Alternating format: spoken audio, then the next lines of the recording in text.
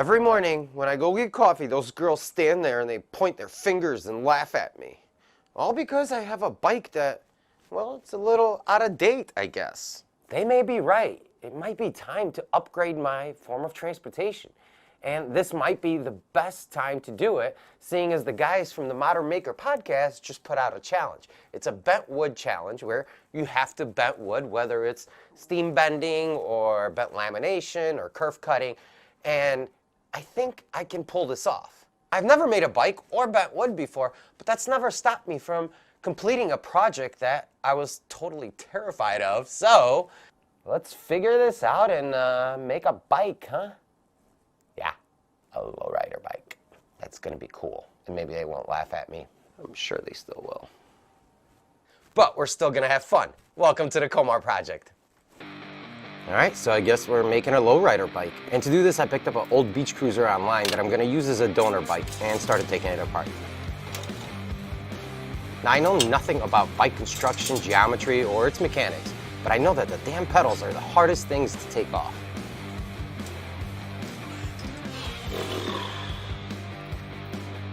After breaking a sweat, a couple of curse words, I took the crankshaft off, the bars, and took my frustration out with a hammer.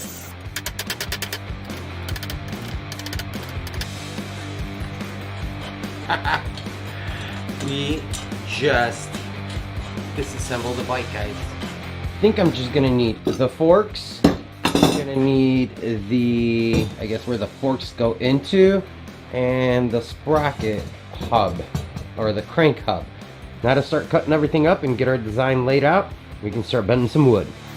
Next, I cut off all the pieces that I thought I would need to actually attach the mechanics to the wood frame and started working on the design.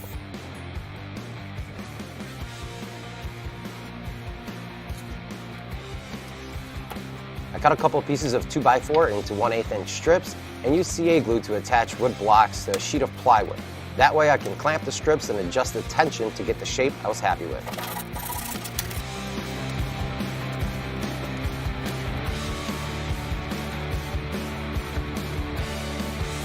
What do you think? Is it gonna be nice? Huh? Yeah, it's gonna be nice, buddy. Yeah! After getting the design approved by Thor, I cut out some MDF forms on the bandsaw and refined them on my poor man's router table with a flush trim bit.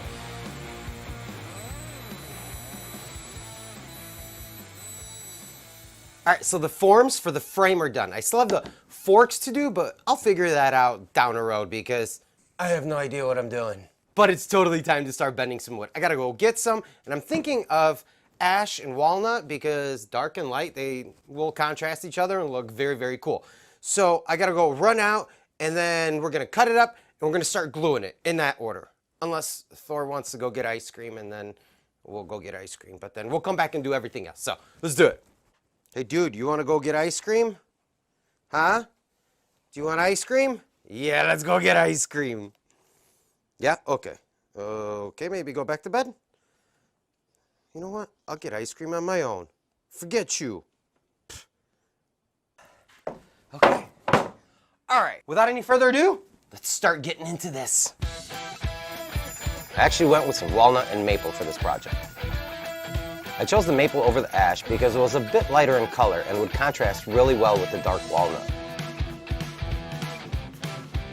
After cutting a lot of strips just shy of an 1/8 inch thick, I put packing tape on the forms to prevent the glue from sticking and started applying lots of glue, and I mean lots. And then I clamped all the pieces to the forms. I quickly found that the quick clamps were actually much better suited for this task. They just clamp much quicker than the traditional turn handle F-style clamps.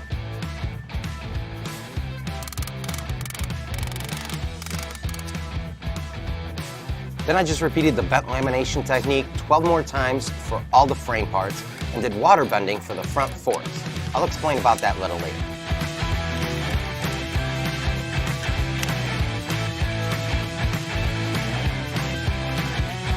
The next day I got them out of the forms and I was ready to get them flat. I always hot glue my pieces to a piece of plywood and then run them through my planer. The hot glue acts as shims and keeps everything from moving. Once I had one side flat, I could flip them and run them through without the sled.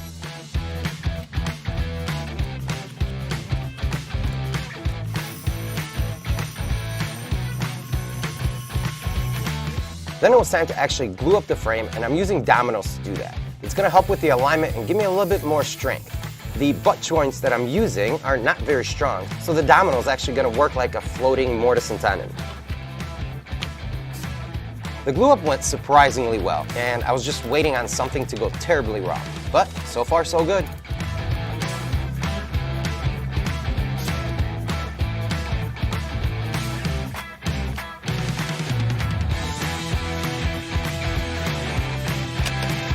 Then it was time to start working on the front forks. I cut out a 1/4 inch thick bracket out of a piece of steel I had laying around and welded it on to the front down tube.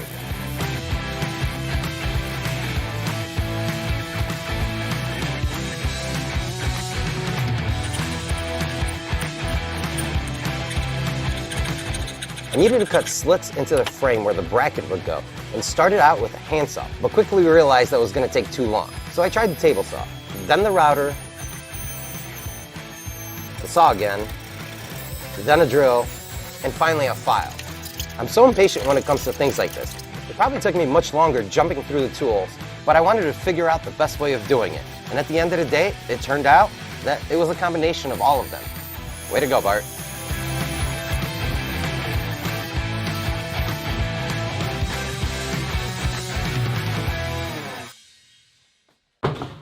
Hot water. I heard it helps wood bend. Oh, don't break, don't break, don't break, don't break, don't break. Okay. Stay, because we need a really, really curvy curve. Don't break, don't break, don't break. Don't break. So here's the water bending technique that I was talking about earlier. I let the strips sit in some hot water for an hour. They were very pliable at that point, and I was able to get them into the form with no issues. Then I let it sit in the form overnight, and the next day I glued it all up in the same form. While that dried, I got to work on mocking up the back frame. I use a lot of CA glue in most of my projects, and this one was no exception.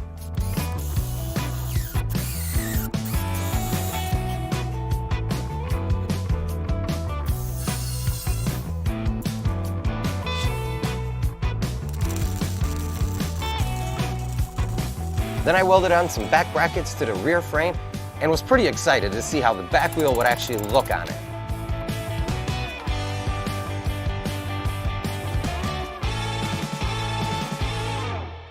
I mean, it's in. Oh, it's in.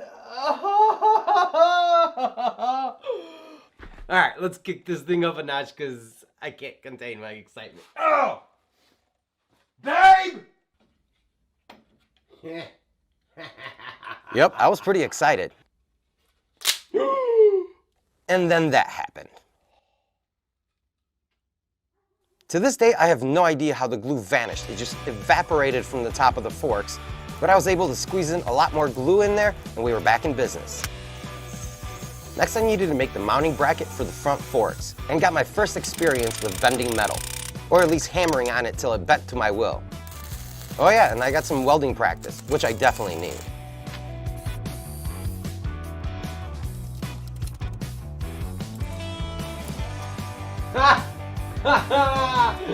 Ladies and gentlemen, we got ourselves some forks. After the forks were done, I was excited to start playing around with the design for the handlebars. For some reason, I had a really hard time visualizing the wood still in a square form, so I used the round over bit on my router and made them round like handlebars should be.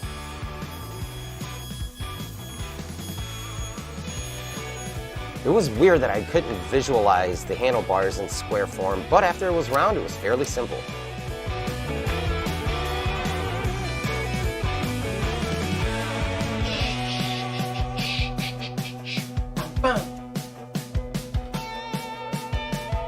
That's cool.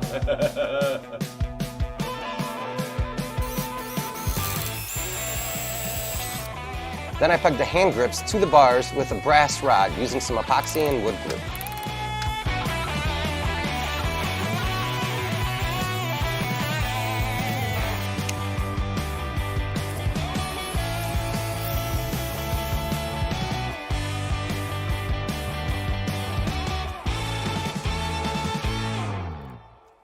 All right, it's finally time to start assembling this thing and actually glue it together and give it some strength. So in order to do that, we're going to be using Total Bolt products, which are the sponsor of this project.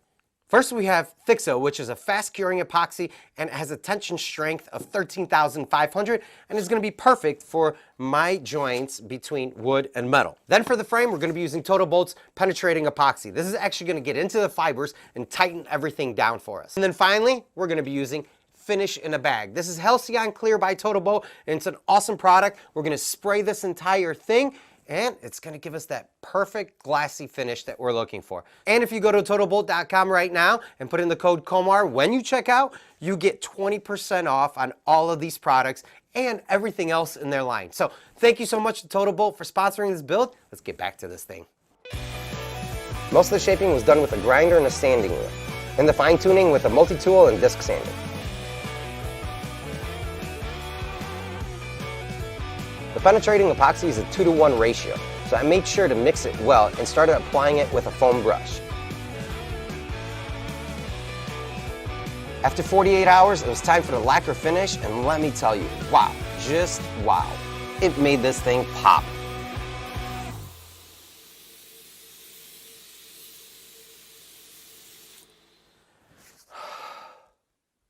It turned out great.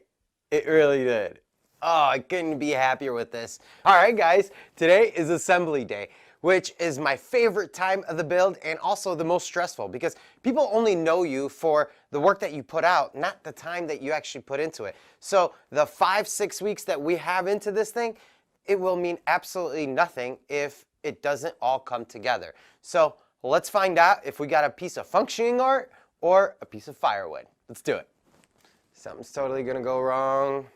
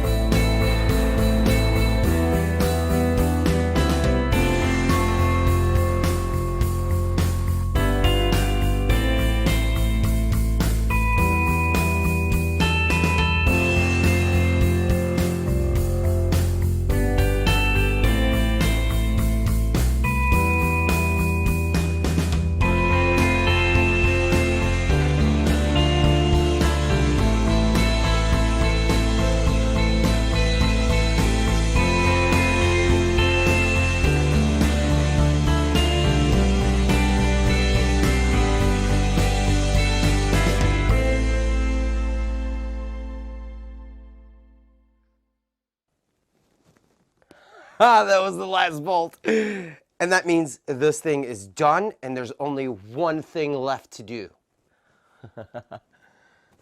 You know what it is. All right.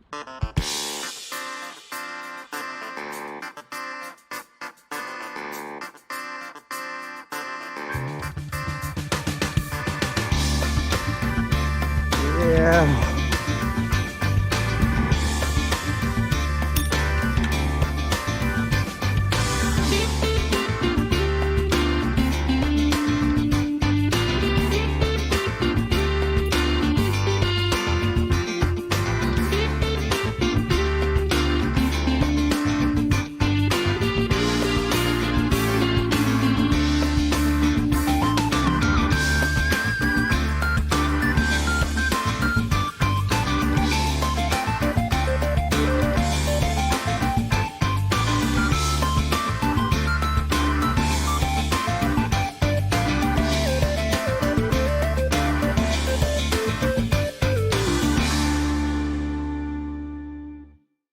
All right, guys, so this is Lolo, a fully functioning wood bike.